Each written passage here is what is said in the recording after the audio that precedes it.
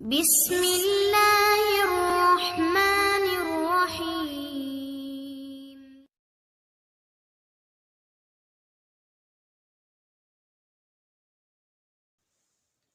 الحمدللہ رب العالمین والصلاة والسلام علی سید المرسلین. گزشتہ آیات میں اللہ رب العزت نے یہود کی قانون شکنی اور عہد شکنی کا تذکرہ کرتے ہوئے کہا تھا کہ ان کے لیے دنیا میں بھی رسوائی ہے، یعنی جو شخص بھی قانون شکنی اور عہد شکنی کرے گا اور اللہ کے احکام کو توڑے گا تو دنیا میں بھی رسوائی کا سامنا کرنا پڑے گا اور آخرت میں بھی شدید ترین اور سخت عذاب سے دوچار ہوگا۔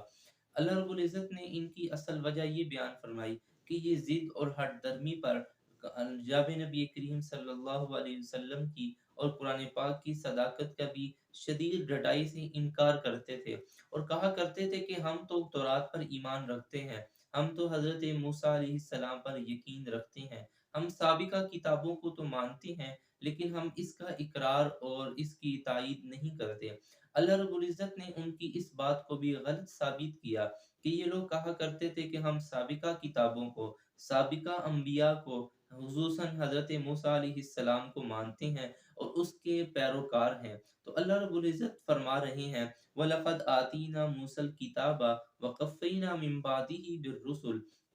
کہ میں نے موسیٰ علیہ السلام کو بھی ایک کتاب دی تھی اور ان کے بعد لگاتار پیغمبر بھیجے تھے۔ وَآتَيْنَا عِيسَى ابْنَ مَرْيَمَ الْبَيِّنَاتِ اور میں نے حضرت عیسیٰ علیہ السلام کو بھی کچھ واضح نشانیاں اور علامات دے کر بھیجا تھا، یعنی اللہ رب العزت نے انہیں یہ کمال عطا کیا تھا کہ وہ کسی مادرزاد اندھے پر ہاتھ پھیرتے تو اس کی بینائی واپس آ جاتی، کسی برس والے بیماری پر ہاتھ پھیرتے وہ شخص ٹھیک ہو جاتا، مردے کو اللہ کے حکم سے زندہ کر دیا کرتے تھے۔ تو اللہ رب العزت نے ان کو کچھ یہ معجزات عطا کیے تھے اور ایک اللہ رب العزت نے ان کی حفاظت کے لیے حضرت جبرائیل علیہ السلام کو بھی ان کے ساتھ نگران لگا رکھا تھا۔ اللہ فرماتے ہیں وَأَيَّدْنَاهُ بِرُوحِ الْقُدُسِ چونکہ کچھ لوگ حضرت عیسیٰ کے قتل کے در پہ رہا کرتے تھے تو اللہ تعالیٰ نے ان کی حفاظت کے لیے روح القدس یعنی حضرت جبرائیل علیہ السلام کو ان کی حفاظت پر معمور رکھا تھا۔ اللہ رب العزت یہ فرمانا چاہ رہے ہیں کہ تم حضرت عیسیٰ علیہ السلام اور کچھ حضرت موسیٰ علیہ السلام کی پیروی کا دعویٰ کرتے ہو اور ان کی متابعت کا دعویٰ کر کے یہ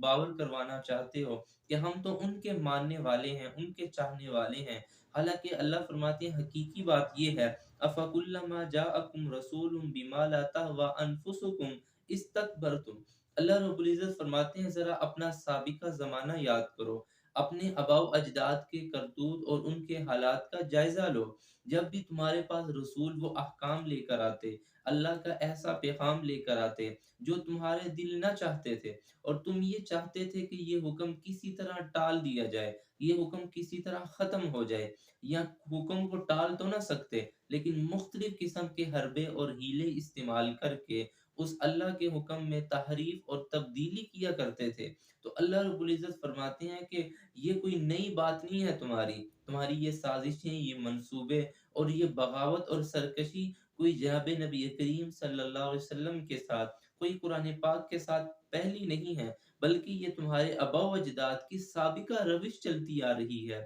یہ پہلے سے ہی اللہ کے احکام کے منکر تھے، یہ پہلے سے ہی اللہ کے احکام میں تبدیلی کے در پہ رہا کرتے تھے۔ جیسا کہ اللہ تعالیٰ نے جب ان سے ہم کلام ہوئے اور ان سے یہ یقین دہانی کروائی کہ یہ موسیٰ علیہ السلام پیغمبر ہیں اور یہ قانون اور یہ تورات ہم نے ان کو تمہاری فلاح اور بہبود کے لیے عطا کیا ہے، تو یہ اپنی قوم کے پاس آ کر کہنے لگے کہ اللہ فرما رہے ہیں جس پر چاہو، جس پر ہو سکے عمل کر لو اور جو نہ ہو سکے وہ چھوڑ دو۔ تو اس طرح اللہ کے احکام میں، اللہ کی باتوں میں تبدیلی کیا کرتے تھے۔ تو اللہ رب العزت فرماتے ہیں تمہاری اصل بیماری یہ ہے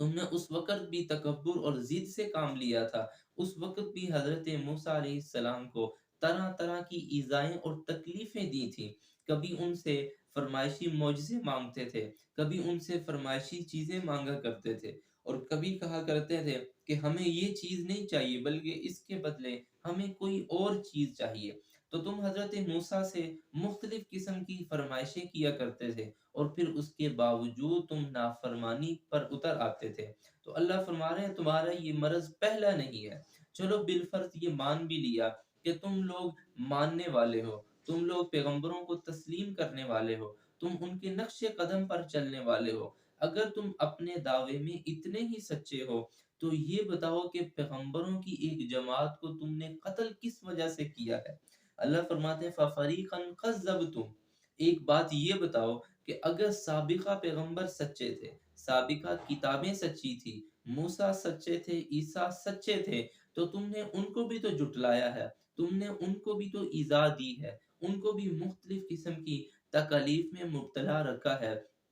تو یہ بتاؤ کہ اس پیغمبر کے ساتھ تو تم نہیں تمہاری بنتی، تو سابقہ پیغمبروں کے ساتھ جن پر تم دعویٰ کر رہے ہو، جن پر تمہیں فخر ہے، تو ان کی تکذیب کیوں کرتے تھے؟ ان کو کیوں تکلیف دیا کرتے تھے؟ ان کے ساتھ بھی سرکشی اور بغاوت کا معاملہ تمہارا یہ گزشتہ صدیوں سے چلتا آ رہا ہے۔ اور ایک بات بڑھ کر اللہ فرماتے ہیں وَفَرِيقًا تَقْتُلُونَ، اور ایک جماعت کو تم نے قتل بھی کیا ہے۔ اللہ رب العزت نے یہاں ایک لفظ استعمال فرمایا ہے تقتلون، گویا کہ تم ابھی بھی ان کے جرم میں شریک ہو، کیونکہ تمہارے آباء و اجداد نے حضرت زکریا علیہ السلام، حضرت یحییٰ علیہ السلام اور نہ جانے کتنے انبیاء کو شہید کیا ہے۔ اگر تم اتنے ہی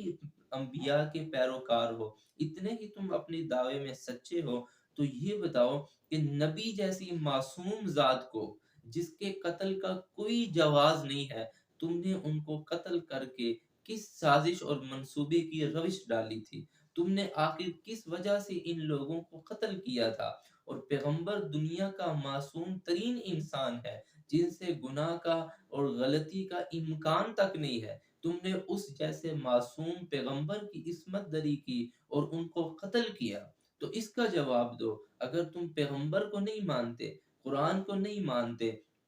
تو گزشتہ پیغمبروں کے ساتھ تمہاری روش کیوں تھی؟ گزشتہ پیغمبروں کے ساتھ تم نے قتل کا معاملہ کیوں کیا؟ تو اس کا جواب کہنے لگے کہ ہمارے پاس یہ ہے کہ ایسا دین ہے، ہمارے پاس ایسا دل ہے کہ اس میں تمہاری بات سمجھ نہیں آتی۔ مسلمانوں کو کہا کرتے، پیغمبر کو کہا کرتے وقالوا قلوبنا غلف، جب ان سے کوئی بات نہ بن سکی، کوئی جواب نہ بن پڑا، تو کہتے تھے کہ ہمیں تمہاری نصیحت، ہمیں تمہاری یہ باتیں بالکل سمجھ نہیں آتی، کیونکہ ہمارے دل میں غلاف ہے، ہمارا دل بالکل غلاف میں لپٹا ہوا اور بند ہے۔ اور یہ ایک بدیہی سی بات ہے، ایک کامن سینس کی بات ہے کہ اگر کسی شخص کو کسی کپڑے میں لپیٹ کر، کسی چیز کو لپیٹ کر بند کر دیا جائے، تو یقینی سی بات ہے کہ باہر کی چیز اندر اور اندر کی چیز باہر نہیں آ سکتی۔ تو یہ کہا کرتے تھے کہ ہمارے دلوں پہ بھی ایک غلاف ہے، ہمارے دل بھر چکے ہیں، اب اس میں مزید نصیحت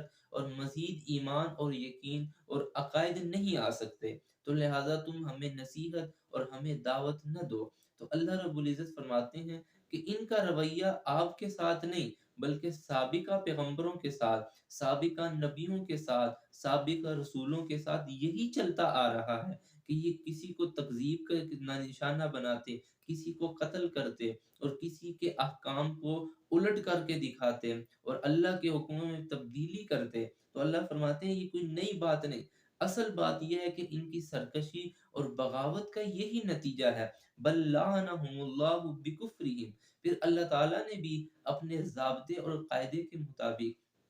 جب ان کی سرکشی ایک انتہا کو پہنچ گئی، حد سے بھی پار ہو گئے، تو اللہ رب العزت نے ان کے کفر کی وجہ سے، ان کی اس بغاوت کے طریقے اور رویے کی وجہ سے اللہ نے ان پر پھٹکار اور لعنت بھیج دی، کیونکہ اللہ رب العزت کا ضابطہ ہے کہ اللہ رب العزت بار بار سمجھاتے ہیں، لیکن اگر انسان سمجھنے پہ نہ آئے، پھر اللہ رب العزت اسے بھی اسی راہ پر چھوڑ دیتے ہیں، اسی غلط راستے پر اسے چھوڑ دیتے ہیں، پھر آخر کار وہ جہنم کے دہکتے ہوئے انگاروں تک پہنچ جاتا ہے۔ وہ اللہ رب العزت بھی فرما رہے ہیں کہ ان کی سرکشی کی وجہ سے، کفر کی وجہ سے ان پر اللہ کی پھٹکار آئی ہے، ان پر اللہ کی لعنت ہوئی ہے۔ فَقَلِيلًا مَا يُؤْمِنُونَ، بہت کم لوگ ایسے ہیں، بہت تھوڑے لوگ ایسے ہیں جو مجھ پر ایمان رکھتے ہیں، جو پیغمبر پر ایمان رکھتے ہیں، جو قرآن کی صداقت اور حقانیت کو تسلیم کرتے ہیں۔ تو اللہ رب العزت نے ان آیات میں ان کے خلاف 2 باتیں کی ہے اور 2 جواب طلب کیے ہیں کہ اگر تم واقعی اس پیغمبر کو نہیں مانتے، قرآن کو نہیں مانتے اور اس دعوے میں سچے ہو کہ ہم گزشتہ انبیاء کو، گزشتہ رسولوں کو مانتے ہیں، تو یہ بتاؤ قتل کیوں کیا اور یہ بتاؤ ان کی تکذیب کیوں کی؟ تو اللہ رب العزت نے ان سے یہ جواب طلب کیا، بجائے اس کی کہ یہ جواب دینے کی بجائے راہ راست پر آ جاتے، اپنی سابقہ روش کی وجہ سے کہنے لگے کہ ہمیں کوئی نصیحت سمجھ نہیں آتی، ہمارے دلوں پہ غلاف ہے، ہمیں کوئی نصیحت، ہمیں کوئی بات، ہمیں کوئی دعوت، ہمارے لیے کوئی بھی چیز قابل قبول نہیں ہے، تو اپنی اسی ہٹ درمی پر رہتے ہوئے یہ انکار کر دیتے۔ اللہ تعالی ہمیں سمجھنے کی توفیق عطا فرمائے۔ وآخر دعوانا ان الحمد للہ رب العالمین۔